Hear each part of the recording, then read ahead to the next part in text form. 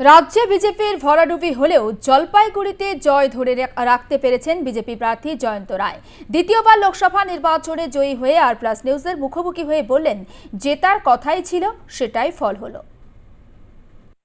আমরা দাঁড়িয়ে রয়েছি জলপাইগুড়ির লোকসভা আসনের ভোট গণনা কেন্দ্রে, যেখানে বিজেপির জয়ী প্রার্থী ডক্টর জয়ন্ত কুমার রায় তিনি কিন্তু এই মুহূর্তে গণনা কেন্দ্রের বাইরে আমাদের সামনে উপস্থিত। আমরা কথা বলবো তার কাছ থেকে, তার থেকে শুনে নেব কীরকম লাগছে তার। জয়ন্তবাবু, কেমন লাগছে? না, আমরা তো জেতার কথাই ছিল, সেটাই ফল হলো। ভাবছিলাম যে আমাদের মার্জিনটা আমাদের বলছিল যে 1,30,40 এরকম হবে, আর আমারও এক্সপেকটেশন ছিল যে 1,84,000 না গেলেও ওই কাছাকাছি যাবে। আর কেউ কেউ অবশ্য আমাকে বেশি বলেছিল 2 লাখ মার্জিনে জিতবেন, তো সেটা বেশি। কী কারণে, মানে গতবারের থেকে মার্জিনটা কমে যাওয়ার পেছনে কারণটা কী হতে পারে? এক নাম্বার দেখুন, আমরা তো আমাদের চেষ্টা করেইছি।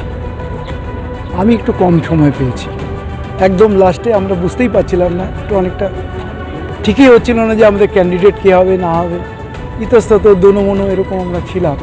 আমাদের কার্যকর্তারাও এরকমভাবে ছিল, কিন্তু আমাদের নাম ডিক্লেয়ার হওয়ার সঙ্গে সঙ্গে কিন্তু তারা উদ্বুদ্ধ হয়ে গেছিলো।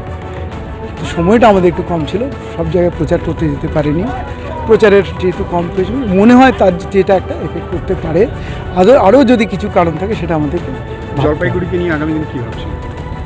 জলপাইগুড়ি যেমনভাবে উন্নতির ধারা শুরু হয়েছে, উন্নয়নের ধারা শুরু হয়েছে, আপনারা দেখেছেন গত 5 বছরে কোন জায়গায় গেছে।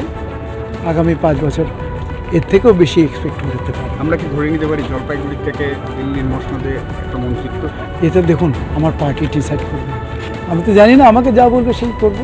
কর্মসংস্থান নিয়ে বক্তব্য রাখছি আমি আমার একটা এখানকার খুব একটা মনে হয়েছে যে আমাদের ছেলেমেয়েরা কাজ পাচ্ছে না, বিশেষ করে যারা জব সিকার, মানে ইয়াং জেনারেশন, এদের কাজ কীভাবে দেওয়া যায়। আমি একটা জিনিস বলবো আপনাদের, এখানকার যদি রাজ্য সরকারে যারা আছে তারা যদি আমাদের সাথে কোঅপারেট করে, তাহলে শিল্প আনার ক্ষেত্রে আমরা জয়েন্ট ভেঞ্চার যদি করি, মানে ওনারাও হেল্প করবেন, যদি আমাদেরকে হেল্প করেন, আমাকে হেল্প করেন, তাহলে অবশ্যই আমরা এখানে শিল্প স্থাপনের মতো কিছু কাজ সেগুলো করতে পারবো, যার মাধ্যমে আমাদের ছেলেমেয়েদের কাজের সংস্থান কিন্তু হবে। অনেক ধন্যবাদ। এই আমরা কথা বললাম আমরা এখানে দাঁড়িয়ে জয়ন্ত কুমার রায়ের সঙ্গে। তিনি যেমনটা জানালেন, কর্মসংস্থান নিয়ে তিনি চিন্তা ভাবনা করছেন এবং সেক্ষেত্রে তিনি অনেক রকমই পরিকল্পনা রেখেছেন। এবং তার পাশাপাশি তাকে কিন্তু আমরা প্রশ্ন করেছিলাম যে এবার কি তাহলে জলপাইগুড়ি থেকে দিল্লির মসনদে একজন মন্ত্রিত্ব পাবেন কিনা, সেটা নিয়ে কিন্তু তিনি এড়িয়ে গেলেন, দলের ওপরেই সমস্তটা ছাড়লেন।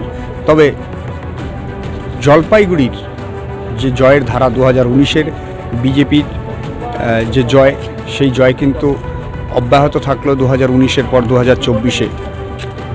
জলপাইগুড়ি থেকে সুপ্রিয় বসাক, আর প্লাস নিউজ।